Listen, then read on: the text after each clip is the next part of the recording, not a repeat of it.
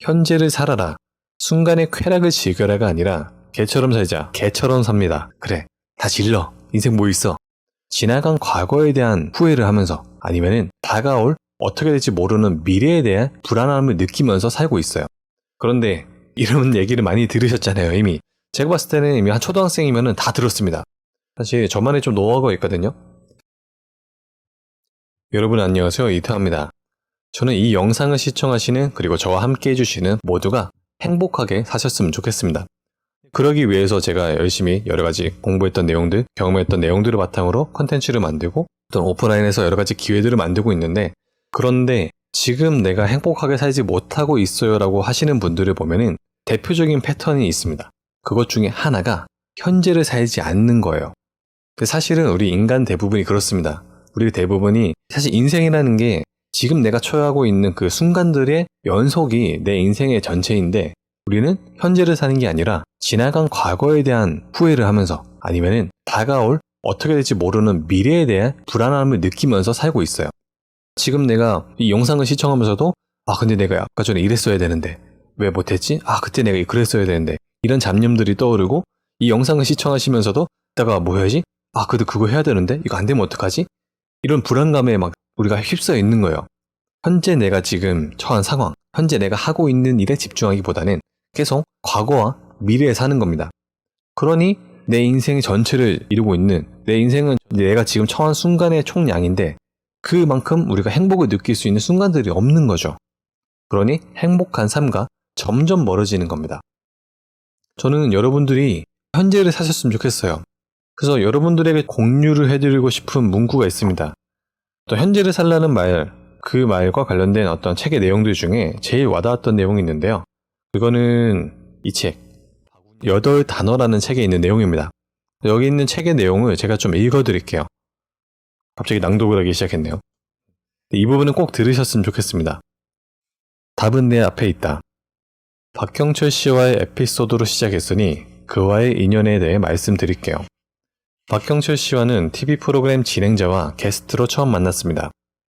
그분이 인터뷰어고 제가 인터뷰이였죠. 독서량이 워낙 많은 분이라 진행도 매끄럽게 잘 하시고 이야기도 잘 통해서 아주 즐겁게 촬영했습니다.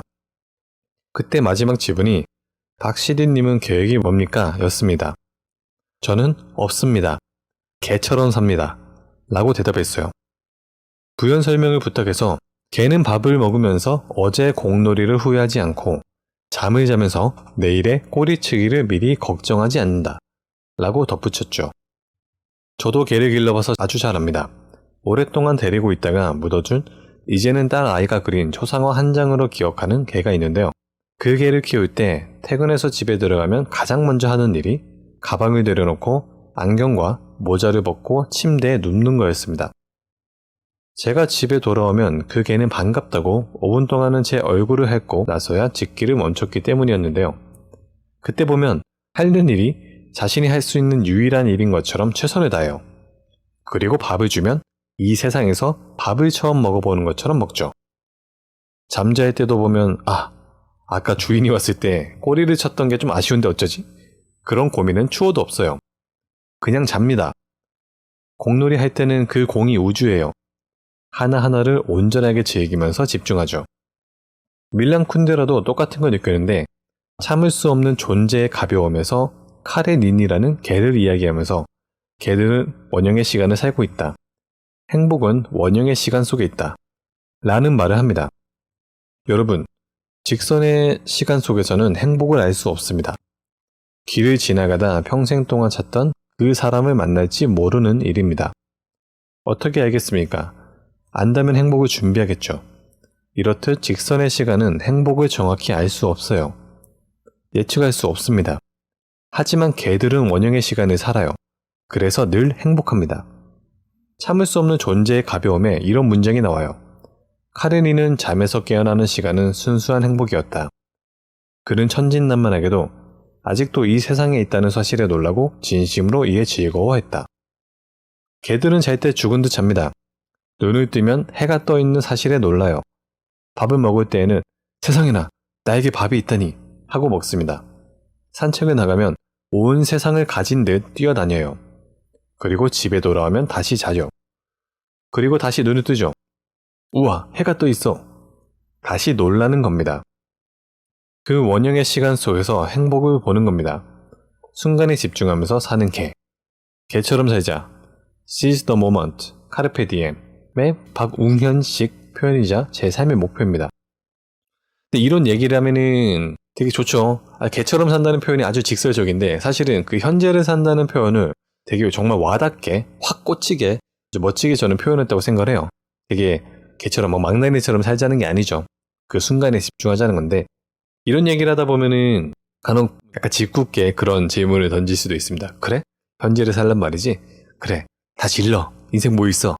약간은 인생을 놔버린 것처럼 그렇게 해석하려고 하시는 분들이 있는데 마침 딱 그런 분들을 위한 문구도 있습니다. 이거 드릴게요. Seize the moment. Carpe diem. 이 말은 현재를 살아라. 순간의 쾌락을 즐겨라가 아니라 순간의 최선을 다하라는 뜻입니다. 아마도 클럽의 젊은이들 대부분은 순간의 쾌락을 즐기라고 해석하고 싶을 겁니다. 인생 뭐 있어? 오늘도 클럽, 내일도 클럽, 오늘도 섹스, 내일도 섹스. 그랬으면 좋겠죠. 하지만 그게 아니라 지금 내가 있는 이 순간에 최선을 다해서 살라는 이야기죠. 이 순간의 보배로움을 알아라. Seize the moment, carpe diem. 개처럼 살자입니다. 추가로 제가 한 가지 더 여기 책에 나오는 글들을 좀 말씀을 드릴게요. 다른 책 속에서도 찾아볼 수 있는 이야기입니다. 한형조의 붓다의 치명적 농담을 보면 어느 선사에게 누가 묻습니다. 스님도 돌을 닦고 있습니까? 닦고 있지. 어떻게 하시는데요? 배고프면 먹고 피곤하면 잔다. 에이, 그거야 아무나 하는 것 아닙니까? 도 닦는 게 그런 거라면 아무나 돌을 닦고 있다고 하겠군요. 그렇지 않아. 그들은 밥 먹을 때 밥은 안 먹고 이런저런 잡생각을 하고 있고 잠잘 때 잠은 안 자고 이런 걱정에 시달리고 있지. 저는 여러분들이 되게 행복하게 사셨으면 좋겠어요. 그러기 위해서는 현재를 사는 태도가 상당히 중요합니다. 그런데 사실 이런 얘기를 많이 들으셨잖아요, 이미. 사실 우리가 이 영상을 시청하시는 분들이라면은 삶에서 뭐가 중요하다는 어떤 아주 포괄적이고 조금은 철학적이고 구체적인 지침들은 제가 봤을 때는 이미 한 초등학생이면은 다 들었습니다. 초등학교 도덕 교과서가 있다면 그 책에 있는 내용, 바른 생활, 이런 책에 있는 내용 봤다면은 이미 다 알고 계실 거예요. 물론 지금 제가 교과책에는 어떻게 있는지 모르겠지만 사실은 진짜 초등학교, 중학교 다녔을 때 들은 내용들만 우리가 살면서 잘 지킨다면은 누구나 아주 행복하게 그리고 누구나 아주 잘 살 수 있습니다. 아주 훌륭한 인생을 살 수 있겠죠. 그런데 문제는 그런 어떤 보편적인 가치, 추상적인 메시지들을 내 삶에 어떻게 적용할 수 있을까? 그거 모르니까 우리가 매번 고민인 겁니다. 저 같은 경우도 사실 그랬어요. 현재를 살라는 말은 그토록 많이 들었는데 그런데 내가 현재를 어떻게 사냐? 이 다가올 미래에 대한 걱정, 두려움을 안 가질 수가 없고 지나간 선택에 대해서 후회를 안 할 수 없는데 그게 인간인데 어떻게 하냐? 저는 그런 고민이 많았거든요.